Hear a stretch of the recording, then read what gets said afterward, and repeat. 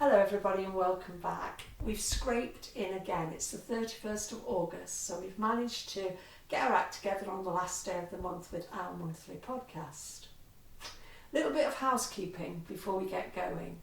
I've noticed that on the previous podcast sometimes I sound so much louder than Joe. I am louder than Joe, he's a quiet person, I'm not. But what we're trying to do today is I'm standing further away from the duo microphones in the hope that Joe comes through a little bit more clearly. So, what a month, Joe. We've had quite a busy month, haven't we? Yeah, it's been fairly busy. Yeah. First of all, I want to refer to plumbing. You know, often in life they say things come in threes. Well, we've had plumbing problems in threes. The first one of them was me. Ladies, you know what it's like as you get older. Now, the old waterworks don't work as well, do they? And I have been struggling for about a month, and you know, I'm putting it down to the fact that I am carrying an extra couple of stone. And my bladder, or wherever the water comes from, my kidneys, are not used to it. I was so light, and I don't think I realised actually how light I was, but I was so light for such a long time that putting weight on has made me realise that it's true what they say when we join Slimming World about a lot of the fat we carry will be around our organs. So working on getting the weight off and hoping that that improves my personal plumbing. Second plumbing problem, Joe, bathroom.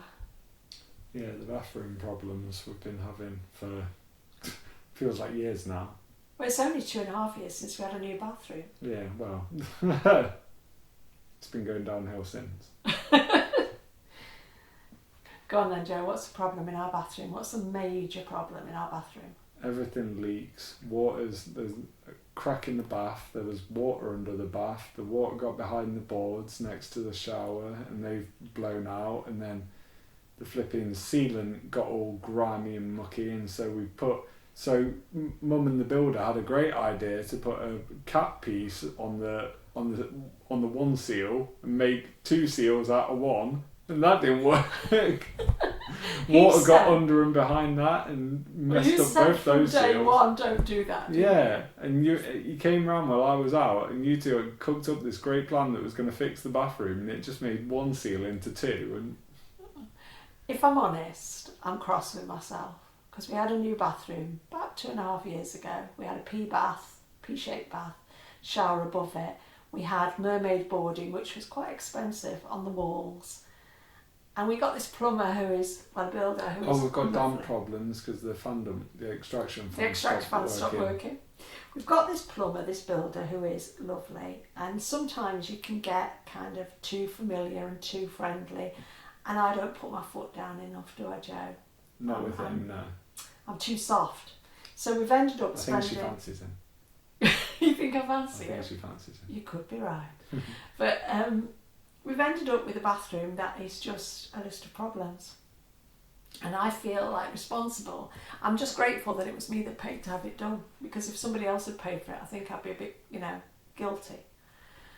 So beware, if you think about having mermaid boarding in your bathroom, beware to have the 120 mil one width, whereas our builder used the 60. Well, it'd be 120 centimetres. Sorry, 120 centimetres. It's like 12 centimetres. Yeah, sorry, 120 centimetres. Our builder used the narrower one, and although it's fully adhered to your wall and everything, water's got behind ours and blown it, and you've never seen such a mess in your life. Everything's wrong. When I had the bathroom done, I paid for an 8mm bath, and it would seem I got a 3mm bath. It's just a whole comedy of errors. With the boards though, you don't know what you don't know, do you? So we didn't know they did a 120 centimetre version of the board. We were just informed about this 61. Yeah, and if we'd have known about the 120, common sense would have dictated. Yeah. You wouldn't have had joins in the boarding within the area of the shower, which is where the problems come from. And which is why it doesn't hurt to get a second opinion on a job, I guess. Yeah, don't just fancy the builder. So we've gone back to the plumber we used to use years ago, and he's coming in within the next 2 weeks.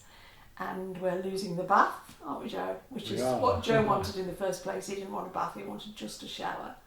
So we're having because we've been on a shower ban, haven't we? We've not been able to use the shower since Christmas. Yeah. Really, have we? Because of the water problems. And no matter what happens, you never feel clean after a bath, or at least I don't. You prefer a shower, don't you? Much prefer a shower. Yeah. It's really weird because I am a bath person. I love having a bath, but I'm not prepared to go through all this again. You know, have another bath put in, we need a different shower because the shower that the builder put in wasn't what I asked for, really, wasn't powerful enough, and it's just a whole comedy of errors, but he's still a lovely bloke. Oh yeah, he is great. He's a lovely bloke, isn't he? And like, just the whole thing, the whole experience has taught us so much. It cost us a few grand to learn, but we won't make those same mistakes again, will we, Joe? I think the thing I'm most peed off about is the fact that I love the flooring, and we can't get the same flooring again. We've got to look for something different. Fortunately, we don't need to change the sink, and we don't need to change the toilet. But yeah, all the boarding's got to come out, and the bath and everything, and it's going to be a reasonably big job and cost a reasonably few thousand, and I'll not be going on holiday for the next year, I can tell you that for nothing. But that's what happens in life, isn't it? You know, things go wrong, and you just have to take it on the chin and make wise decisions about when and how to put it right. And that's what we've done. We've been waiting since Christmas. We've been saving up to put it right. And fortunately, Joe hasn't done too much of the I told you so, especially about the shower, because to have another bath put in now, when I'm going to be 65 next week, and thinking about, you know, in the next 10 years, I know a lot of my friends who are in their 70s and early 80s don't relish the idea of getting in and out of a bath. But what I have made Joe promise me is that once a year on my birthday, he will book me a luxury hotel or a luxury Airbnb that has a big bath. And once a year on my birthday, he can pay for me to go and have an absolutely luxurious time in a huge bath. On my own, not with a builder. So yeah, he's on a promise, aren't you, Joe? I am. He is. Then the third plumbing problem. Do you want to talk about that, or shall I? I can't even remember what the third one was. Oh, with the washing with machines. the washer, yeah. I don't know whether problems just follow me. We had a new kitchen it'll be 6 years ago in October. Let's just say we had the same builder for that too. Yeah, but he didn't actually do it because he fell off a ladder the day before he was due to start. So another guy from his company did our kitchen, didn't he? Yeah. And we had a washing machine at the time. We had a Bosch washing machine, and shortly after our kitchen was finished, the pump went on the washing machine. It could have just been the look of the drawer because we'd had that washer a few years at that point. And I'm not a person who generally thinks about getting things repaired. I'm a bit like, I need a washing machine, just ring John Lewis's or somebody, get me one by tomorrow. I'm very impatient. So we actually replaced that washing machine because we had it a number of years, and we replaced it with the next model up of Bosch, because I like Bosch things. Anyway, in the 6 years since we've had our kitchen, we've had the replacement washing machine and another one. So that's 2 washing machines plus the one that went after 3 or 4 months of having the kitchen done. So you can effectively say 3 washing machines in 6 years, which is beyond ridiculous. And on every one it's been the pump. So we had the washing machine replaced. We'd only had it about 2 years. The pump went. I did my usual trick, just get me another washing machine. Got the same model of Bosch again, and last year, when it was like 3 years old, the pump went. And I thought, this is crazy. So we rang a repair guy that we know well, and he repaired it. He put a new Bosch approved pump in it. And that only gives you a 6-month guarantee, but within the year, it went again. And I know that I am not careless with electrical appliances. I do a lot of laundry. I will be honest, my washing machine is on once, sometimes twice a day, because I do a lot of laundry. We also do laundry for a friend who isn't well, but that's only like an extra couple of loads a week. But I'm one of these people who likes regularly to wash my towels, regularly to wash my bedding. We only wear clothes once they go in the wash, you know, we're like those kind of people. But all those pumps, you know, something's not right here. So we had a guy come to look at the whole setup, where the washing machine, the sink, everything is, and he said straight away, I can see where your problem is. It's not your washing machine, it's the way it's plumbed in. Like, I don't believe this. Why, when I've had a new washing machine from 2 different companies, did nobody comment when they plumbed it in? They just come in, don't they? You pay them extra to plumb it in for you and they go. And apparently it was the way my washing machine was plumbed in that was putting like an extra 50% stress on the pump. So it's burning the pumps out. So 3 weeks ago we had a new washing machine, didn't we, Joe? Mm-hmm. And this time we haven't gone for Bosch, we've got you tell me. Samsung, isn't it? Samsung, like your phone, yeah, Samsung, and it's really nice. But they came and they put it in, and I switched it on, and 10 minutes later when Joe walked through the door, I said, I like the new washer, and he looked at it. It's so quiet. It's so... I like the new washer. It's so quiet. Why was it quiet, Joe? Because the blooming thing had blown a fuse and it turned off. It had blown the fuse in the remote switch for the electricity, because of the way it's plumbed in. It's got like a remote switch where you switch it on, and it had blown the fuse. And the reason it had blown the fuse, I learnt afterwards, is because when your Samsung washing machine starts, the first thing it does is it drains the pump. Before it starts a new program, it drains the pump, then it assesses the load, chooses the weight of the load, chooses what temperature, it does all sorts of, it does everything except make spaghetti bolognese, this washing machine. Anyway, so as soon as the pump started to drain, because the plumbing wasn't right, it blew the fuse. Silly story, you wouldn't put 2 and 2 together to get this right. So we had, our friend came in, changed the fuse, got it going again. Then when it did start to drain, and when it was empty in the washing machine, it was making a really strange noise, wasn't it, Joe? Yeah. So after a few days, I rang another plumber that a friend from Slimming World had recommended. He came in, opened the cupboard under the sink, said straight away, the problem's not your washing machine, it's the way it's plumbed in. So £80 later, and he'd put in a total separate drain and everything for it, out the wall and the lot, hadn't he? And you know, it works like a dream now. And I'm touching wood as I say it, but I'm genuinely believing that I am not going to burn the pump out on this washing machine, because for 6 years my washing machine wasn't plumbed in properly and nobody picked it up. And yet all this number of professionals that had been in plumbing in the new washing machine into the wrong kind of plumbing, it beggars belief. Do they know anything, these men? Or do they just come in and think, oh, it's the way she wants it doing? Because even the guy who plumbed in the Samsung didn't pick it up. Anyway, that was my third plumbing problem, and I am so grateful that things only come in threes, because I have had a bellyful of paying plumbers' bills, buying new washing machines, and adding up how many grand it's going to cost me to put my bathroom right.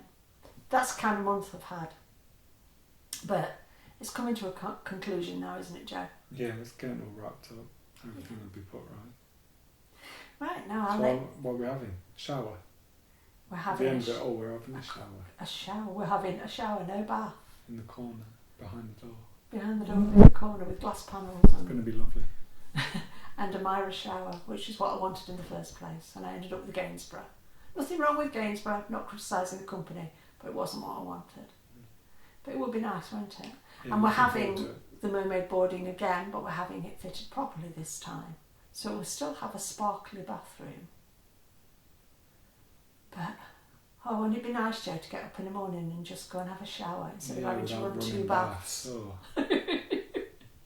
I think the gas bill will go down when we're not running 2 big deep baths every morning. Yeah. Anyway, I'm going to let him get a word in edgeways now and tell us about Slimming World, Joe. I've rejoined Slimming World a couple of weeks ago, haven't I? Because my weight had crept up a bit to the point where I could actually join. Well, you had enough to lose to be Yeah, able to I join. had enough to lose to be able to join. I've been working on it, so Not going up. yeah. So you have to be over 10.5, don't you? At my height. 10 stone 7.5 7.5 is the minimum you can weigh. Yeah, is the So minimum you I can needed, weigh. and you've got to have £7 So that's to my lose. target, isn't it? That's what I'm Yeah. allowed to set my target as, 10.7.5. And I think I had £7, £8 to lose. No, you had at about the start. 9. You had 9. to I was just lose. over 11 You when had I 9 joined. to lose when you joined. Oh right, okay. Did I? Yeah. Flipping it. Right, yeah. So I think you did. and now I think I've got 3. 1.5 to target. Oh right, 1.5 to target. Yeah. Did you do flipping heck. maths?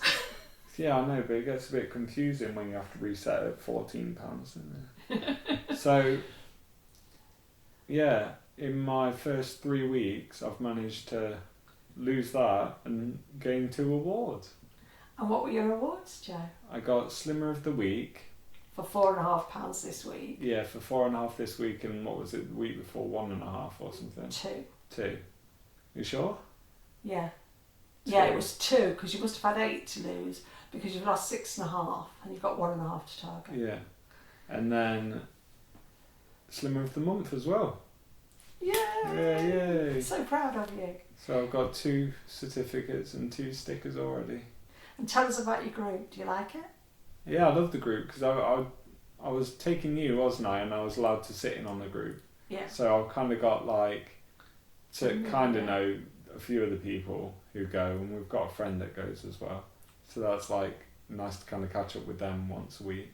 And you've known Naomi and And I've Calvin known Naomi and Calvin for 6 ages, years. yeah, since you started going Yeah. to her group. So it's not uncomfortable for me to show up there or anything like that. So It's yeah. a smaller group than the big one I used to go to. it is, yeah. It is a lot smaller, but it feels a lot more personal because of that. Yeah. There's not a big rush to get round everyone, and everyone gets a chance to say something, which is nice. Image therapy is more powerful, isn't it? Yeah, because you get more of an insight into people's weeks and how they're doing. And then when somebody Their has got ideas. a problem, lots of people chip in to help. Yeah, Because yeah, there's yeah. There's time. plenty of feedback. Yeah. And what I thought was nice this week, there's a young lady who goes, and we both said, "Oh, so and so's not here this week." We're already starting to miss people when they're not there, Yeah, which is nice because you actually feel like you're part of the tribe. Because it's not like sitting in a room of 60 or 70 people, which I've done in the past, and thinking, I'm not sure I know that voice. I am actually recognising people now by their voices already. And I think this week quite a few people stayed, didn't they? Yeah. There was a good number of us there this week. And I got an award this month, didn't I? I got Woman of the Year. Oh yeah. It's very strange because I'm the heaviest I've been in 5.5 years. But I'm still going every week. I did get a loss this week of £1.5, but I'm still there every week, even when I know I've gained, even when I know I'm struggling because my emotions are all over the place at the moment. Even when I know that, I haven't pulled it back, even when I know I haven't been good enough, even when I know I've been bloody awful, I still front up on a Friday morning. And I think that's been my saving grace. Because if I'd have decided, in June, so 3 months ago I weighed 10 stone 8. Today I'm probably about 12 stone 6. But in June, when I was cross with myself for being 10 stone 8, if I'd stopped going at the time that I got onto this roller coaster of gaining weight, and believe me, I have never gained weight so easily in my whole life. I've always had a problem with weight, but I've never gained weight as easily as I've gained this 2 stone. But if I'd stopped going back on the 7th of June when I hit 10 stone 8, God knows where I'd be today. God knows. Because I know I'd be a lot more than 12 stone 6. It's the fact that I am accountable to my group. It's the fact that I do belong that keeps me going. And it's the fact that Naomi and Kelvin really care about us all. They know everybody. She can be in a room with 60 people and she knows everybody's name. She's brilliant. And she genuinely cares.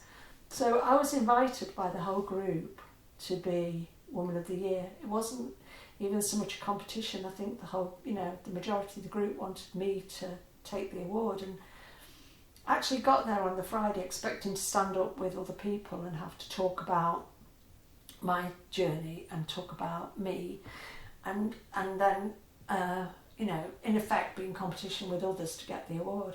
And in the past I've said don't put me forward for the award in a big group because I've had it before. I think I've been Woman of the Year 3 times in the past. And in the big group I would say don't put me forward, please Naomi, if anybody nominates me just don't put me forward. I think I've talked about that on my videos. But unbeknownst to me, I was the only person. There were some fabulous people in the group. But I was nominated as like the only person at that point, or I was the only person who was there on that day. And so I got up to speak. I was the first one invited up to speak, expecting to be followed by a couple of other people at least. And I spoke about my journey, and I spoke about the truth from like when I was 22 stone, because the people in the group don't know me like the people in my other group did. And I think the vast majority of the room were in tears, weren't they, Joe? Yeah, there was a lot of tears. Including me and Naomi. And I actually, standing there, being totally honest with myself as much as with anybody else, really helped me. It hasn't stopped me in my tracks and made me go back to Operation Starvation or to get off my train at the deprivation station. It's actually made me realise that what is important is my health. And I think I'm viewing it differently this time, because before, and I still believe firmly that what is important for me are the numbers on the scales, but I'm not in a hurry to get to those numbers, because I know that unless I get there really slowly again, I have no chance at all of staying there. No chance at all. And it's comforting really when I'm, listening to people in group and learning about people who've gone back to my old group and that, to know that there are a lot of people in this position. You might be one of them while you're listening to this podcast. You might have gained a stone or 2 stone and be thinking, I don't think I can face doing that all over again. But what's helped me is not, one of my best friends said to me, you've done it before, Jane, you can do it again. That was a nice thing for her to say in a way, but it didn't help me because I don't feel that I ever stopped. So it wasn't like I made a conscious decision to stop Slimming World, pile the weight back on, and now I've got to rejoin. I have kept going. And I think that's the truth for all of us. Don't think about drawing a line and starting again. Just think about staying on that journey. You might not have been to group for a few weeks, but just consider yourself, you've had a bit of a break. You've been in a lay-by for a while off the motorway. And when you do go back to group, don't rejoin. Pick up your old history. You're still on that same journey. You're not a failure. You didn't quit. You haven't failed. Just pick up the old threads and keep going. Don't start again. Don't keep drawing that line and jumping over it and thinking, here I go again, a new me, a new trip, new journey, with the same people. It's the same journey. So, group's been brilliant, hasn't it, Joe? Mm-hmm. And are you really glad you joined? I know you're the only, well, apart from Kelvin, you're the only man in the group at the moment. That might change. But they don't make you feel uncomfortable, do they? No, it's very comfy. I like it, yeah. I like it. Right, now it's really your turn to talk. Tell everybody. Is it really? Every time it just turns into you talking. I don't mind. I'll just sit. You're a quiet person. Yeah, it's all right. I'll sit and listen. Right, tell them what you bought me for my birthday. Well, we've been watching a guy on YouTube called Nigel NG. Say Nigel. Nigel.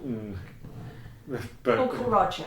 Uncle Roger. People might know him better as Uncle Roger. And he's a comedian from Malaysia, isn't he? But now he lives in London.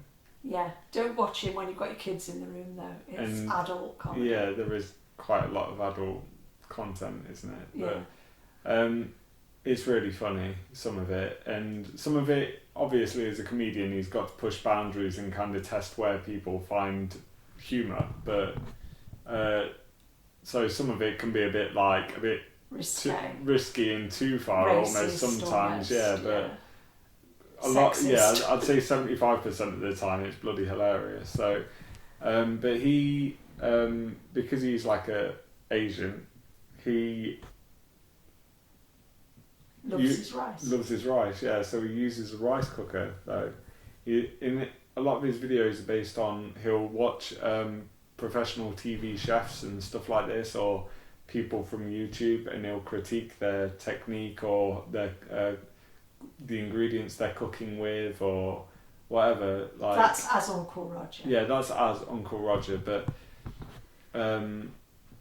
through that, we've learnt a little bit about rice cookers, and he uses one called a baby elephant, he calls it, which is the picture of the logo, but it's actually called a Zoji Rushi. And we've ate rice before, haven't we? And we've eaten rice for years, of all kinds of rice. Yeah, and we've always either cooked it ourselves or in a pan.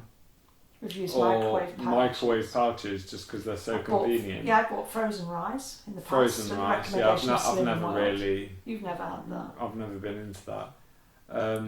But we've never cooked it really in. We tried it in the Instant Pot once, and I think it didn't work, and then we just never did it again because it took so flipping long. It overcooked it. Yeah. Spoiled it. It was too difficult to get like right on the timing. So, but anyway, this rice cooker just has absolutely changed the game, hasn't it? Oh my god, it's incredible. It's taken rice to a whole different dimension. It's so easy, and it's so like, you don't have to worry about it. There's no excess water to drain. It cooks every single grain to perfection. There's no overcooking, undercooking. There's no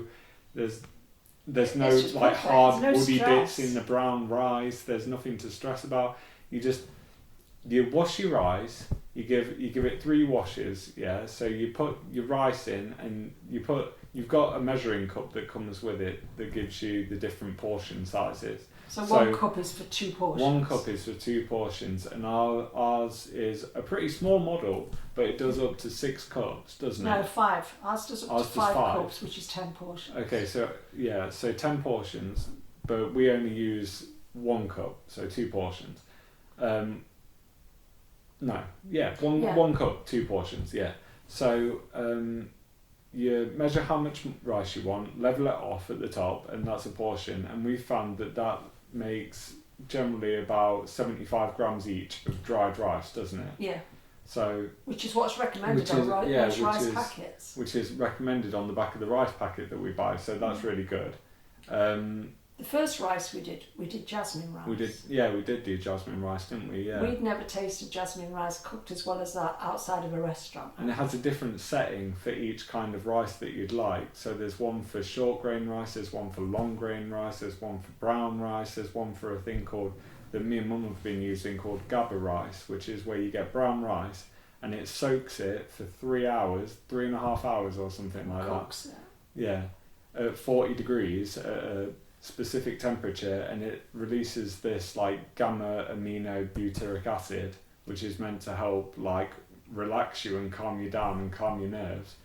I don't care what it does to me, it's what it does to the rice. It's what it tastes like. It's incredible. God. You've never tasted brown rice like it. You wouldn't think it was brown rice. No. It tastes like just luxurious rice. No woody, horrible, skinny bits. It's all perfectly plump grains of like beautiful rice. Yeah, that still soaks up stuff though, because like we've been doing a lot of stir fries and we put soy sauce or hoisin sauce or whatever, and it takes up the flavour. It takes up the flavour of all the veg you've done it with and the soy sauce, and it's just amazing. But so you measure your rice and you put it in the inside pot, fill it with water, and then you spin it with your fingers 30 times. 30 times, yeah, to get the starch out. And then you rinse the water off, keeping the rice at the bottom of the bowl. And then you do it again, so you repeat that process 3 times. So you wash the starch off 3 times. Then you give it 2 rinses. This sounds like quite a lot of work, but it's not. It sounds ritualistic, but it isn't. It's just the way the Japanese do it. Yeah, Because yeah. it's a Japanese cooker. Yeah. Yeah. And so, yeah, you give your rice 3 washes of 30 spins each and 2 rinses just to get all excess possible starch off. And then you put it in your machine, and it's got measures on the side depending on what type of rice you want. So white rice, sweet rice, brown rice, whatever. And depending on the amount of cups you've measured of rice, you fill it up to the line with water, right? Close the lid, set up your whatever, you just press the menu It's button. a digital display. Yeah, there's a digital display, and it's just got like a menu button and like the settings around the outside, and there's a little arrow that just goes to each one depending where you want to. So if you put jasmine rice in, you go to Yeah, you that. just press menu until the little arrow If you says. want to do GABA rice, you just go to that. And I like the beauty of the fact that you can set it to be ready for the time of your meal. So we eat at 6 o'clock at night. Yeah. We can put our rice in before we go out during the day and actually set it to be ready at 6 o'clock. Because it's got like an internal clock that's separate from It's the battery power operated, supply, yeah. So even when it's not plugged in at the wall, it's still keeping time. So once you've set the time on it, you don't have to like ever set it again, and then you just plug it into the wall, and so you'd press the timer button and you'd choose whatever time, like you say 6 o'clock, and then choose your setting, and then just press start, and it plays Twinkle Twinkle Little Star, doesn't it? Yeah. And then it will be done for the time you want it, and it's got a keep warm function that holds it at a certain temperature or whatever for 12 hours, 24 hours. 12 to 24 hours Yeah. if you want. I don't know why you'd want that, but It's got a reheat function.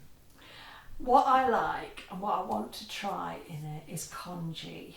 CONGEE. Now, can you tell people what congee is who don't know? Congee is for the people, for like the countries where rice is the staple. It's a rice porridge.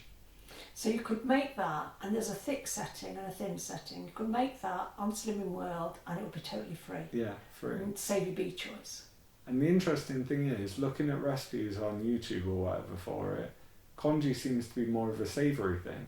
It seems to be more like chicken and spring onions. Because the kind of Japanese stuff with don't it. use dairy, so it's not like you're making porridge and putting milk in it because it's made with water.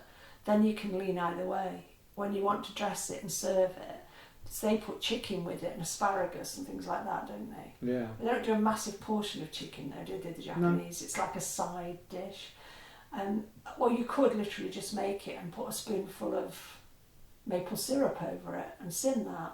You could slice a banana into it and pour a bit of cinnamon powder. But it just attracts me with the thought that you could have a totally free breakfast on Slimming World, save your bee choice for later. Now, let's talk cost. Oh, hang on, wait. I know I made it sound bad by saying it took 3.5 hours to make your rice. That's only if you want the GABA setting. That's that specific setting where it soaks it for a period of time before. If you want to cook just like bog standard white basmati, probably take like 40 minutes, wouldn't it? Yeah, there's If a you quick want- cook, Or there's a quick cook. 30 thing. minutes setting, Yeah, which cooks So- perfect white rice. yeah. But And we mean perfect. It's you can't fault it. It's no excess absolute- water in it It's just, when it's done. and you know what, we used to cook a lot of brown rice at one time, and we used to do it in the Alessi pan on the top of the stove, and you'd boil it and simmer it for 40 minutes, and then you'd drain it, and then it would be always a bit on the wet side, but you couldn't like not cook it as much because otherwise it wasn't done, or the husks on the outside of the rice weren't done.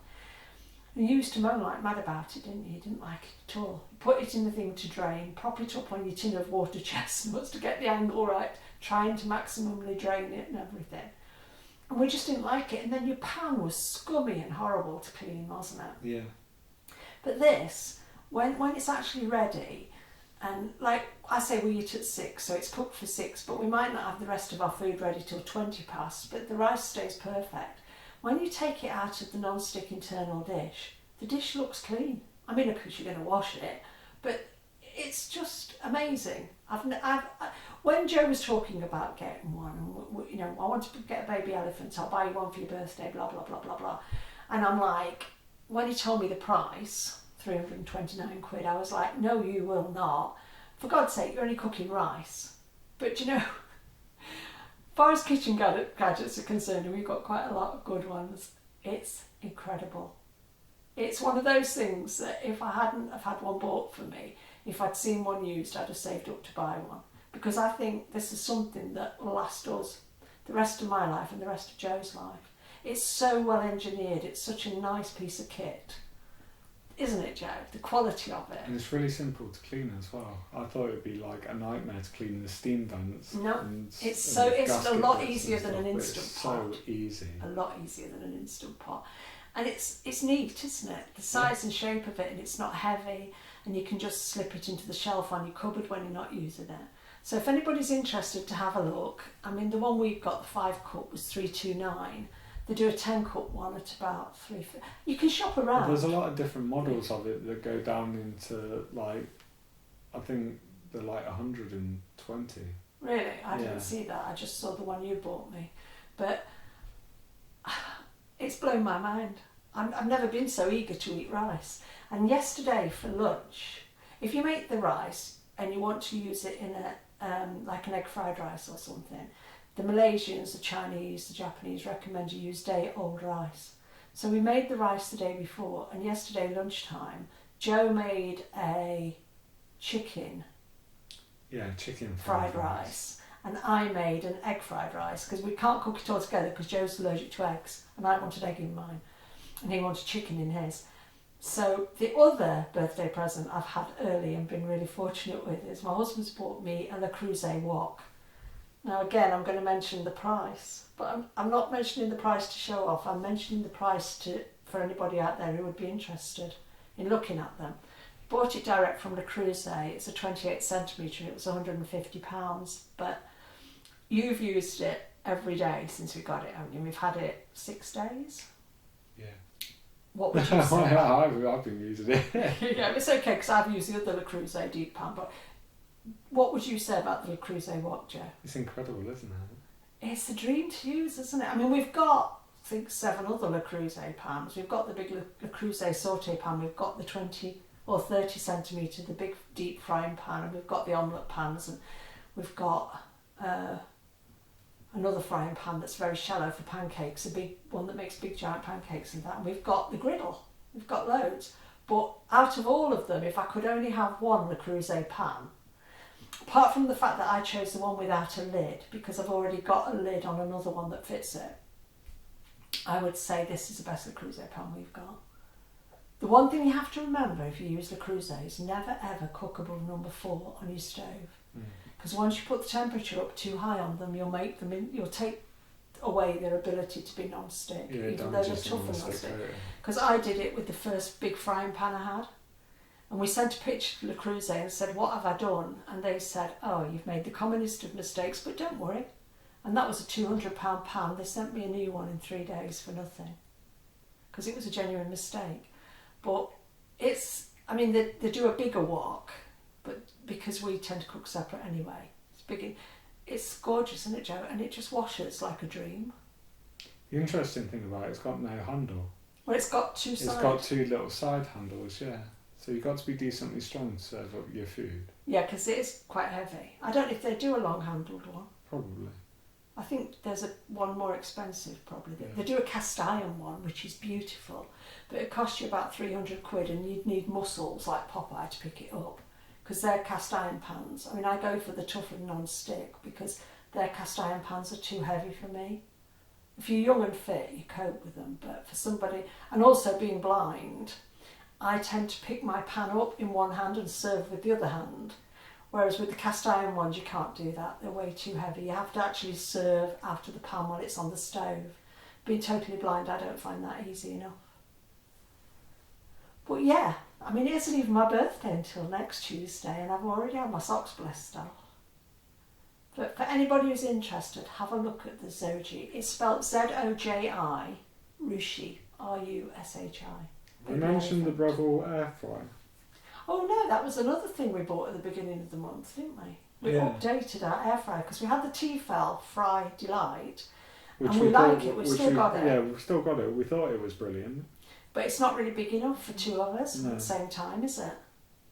So with the help of Susan One and Only, we did a bit of homework and we came up with the Breville Halo 5.5, which has a divider you can put in. But yeah, tell them about that. Well, I think most people are pretty accustomed to air fryers by now. But what was the thing that you didn't like about the other Tefal air fryers, Joe? Basket? What, the basket felt a bit flimsy? No, The they handle- didn't have the a handle lift on the out basket. basket.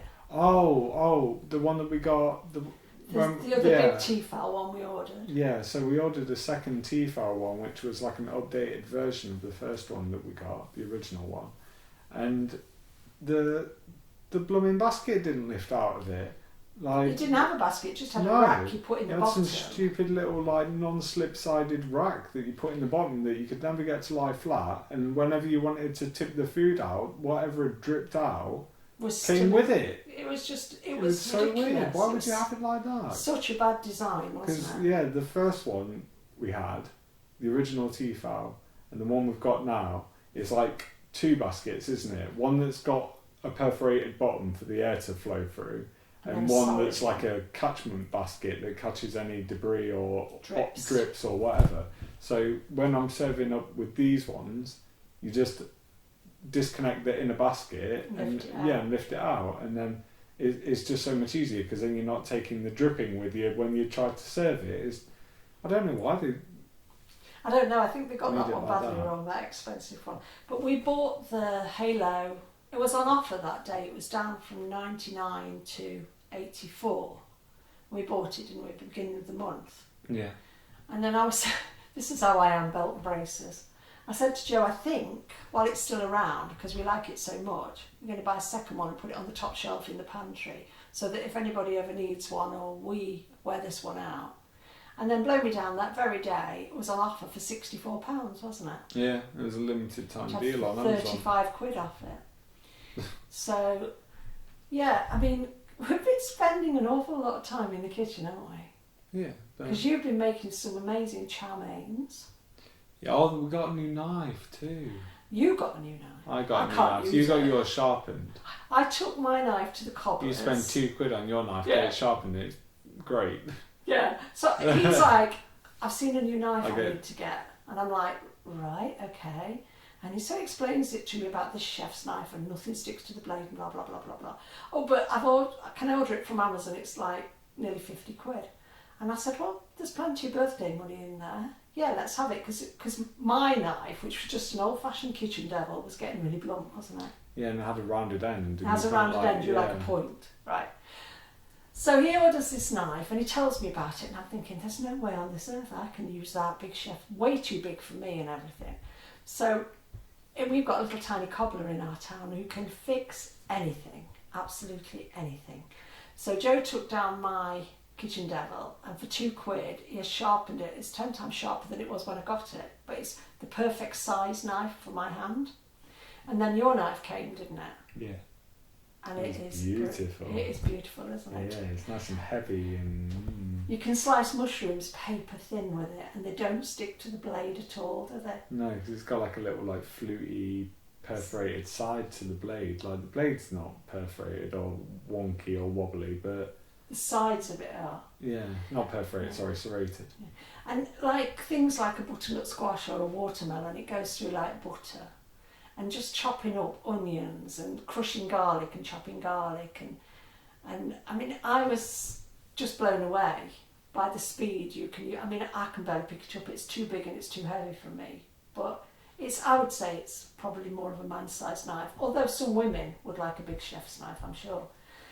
But what's it called?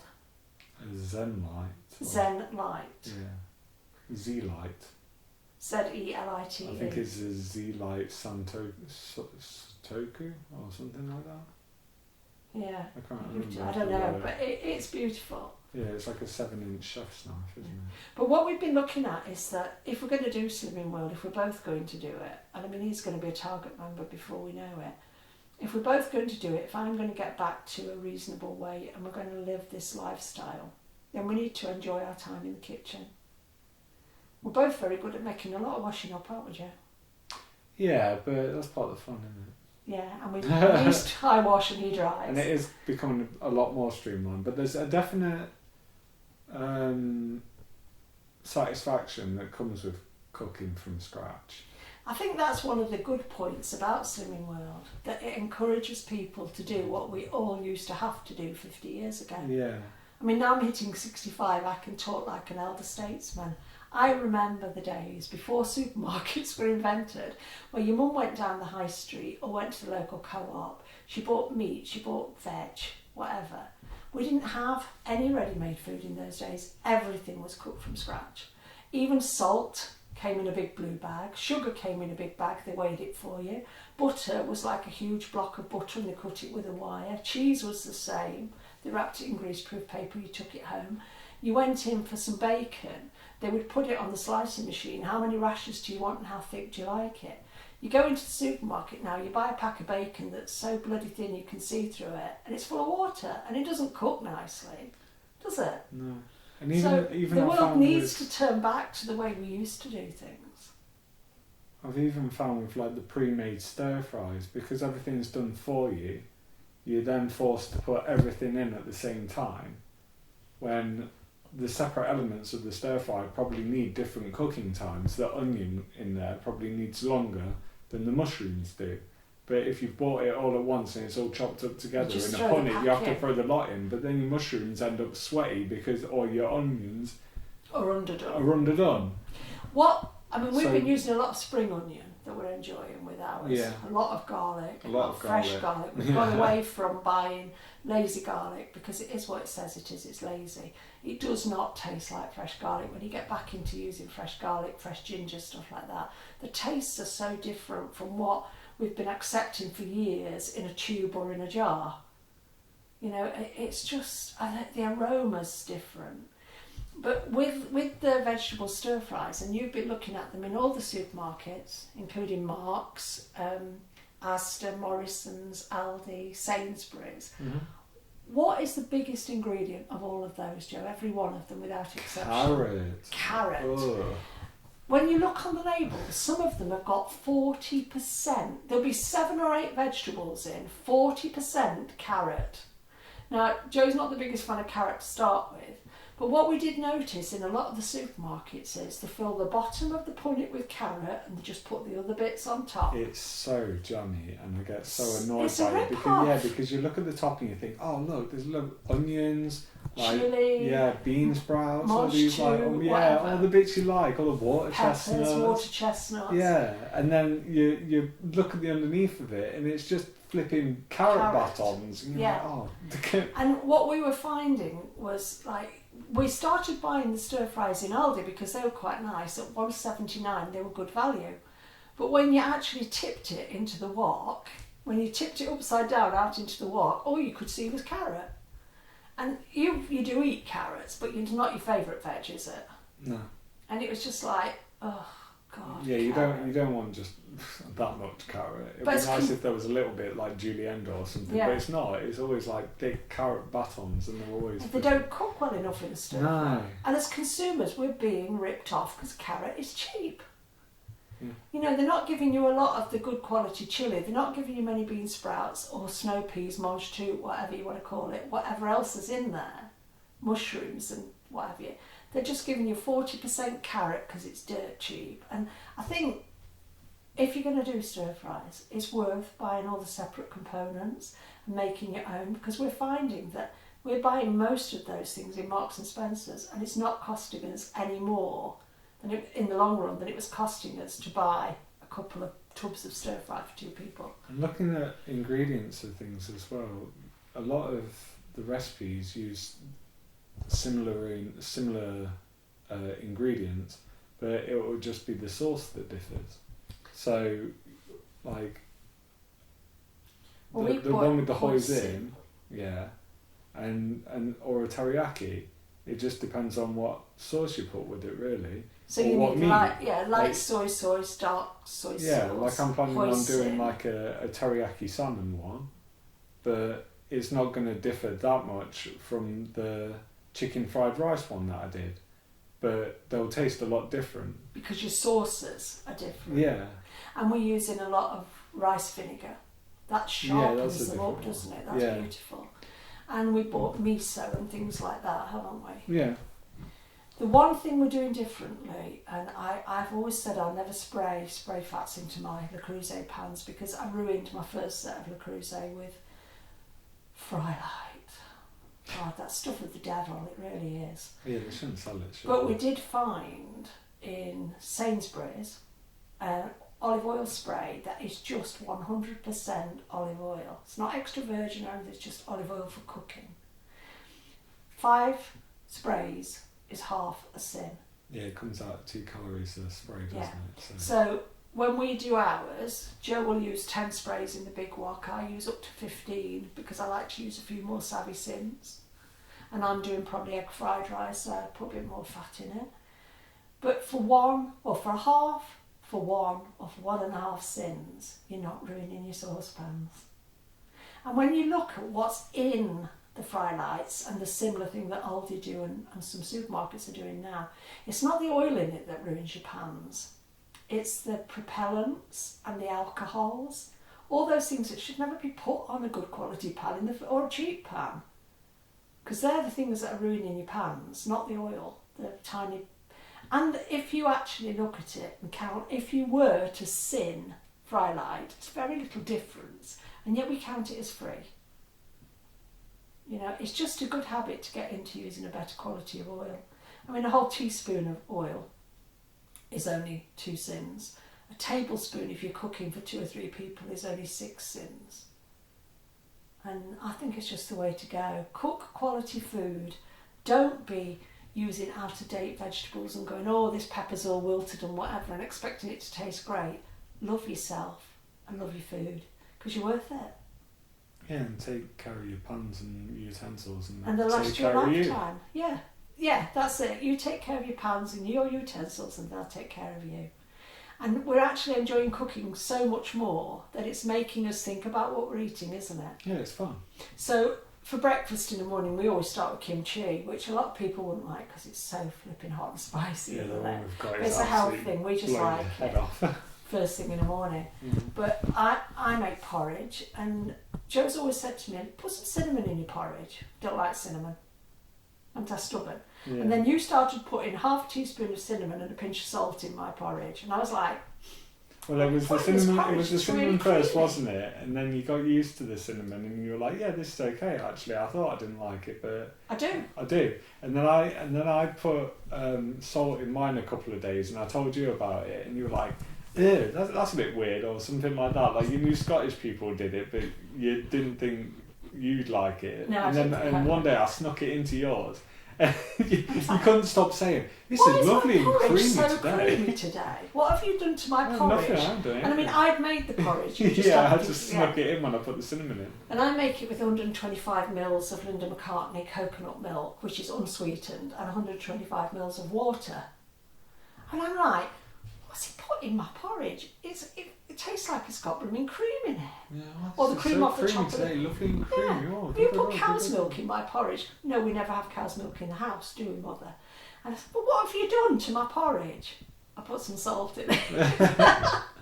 Oh, what a difference. Just the smallest bit makes a big difference. Like doesn't half it? a twist of the salt thing. Yeah? Or a Yep. third of a Yeah, twist. yeah, just a tiny little bit. And now I've progressed. I'm up from half a teaspoon of cinnamon to a full teaspoon of cinnamon. So we have Ceylon cinnamon, and I really like it.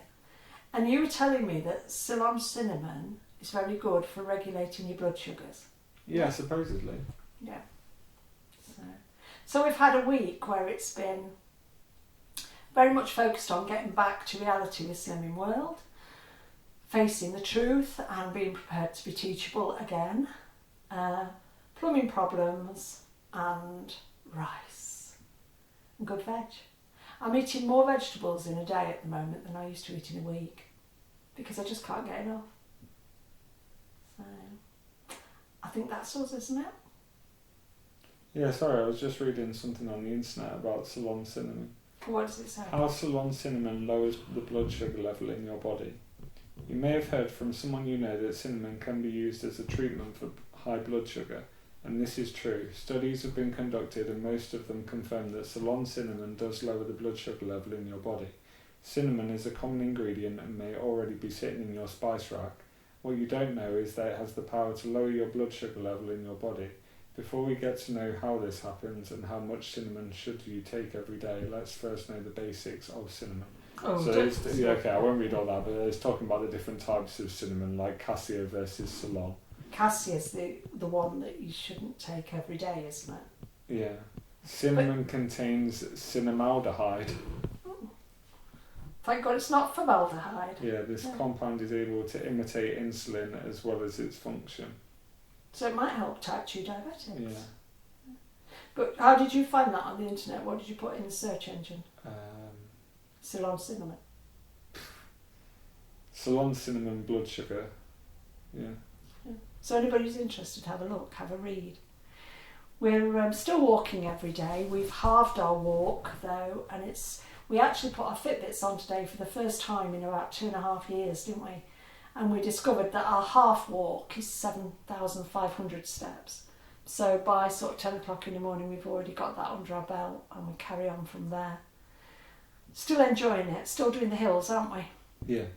And when we go up to the top of the crematorium every day, because that's where the toilet is, it's quite funny. We walk a long way from home, and when you get old, you don't want to be too far away from a toilet, because with me, if I'm too far away from a toilet, I'm panicking. What if I need one? What if I need one?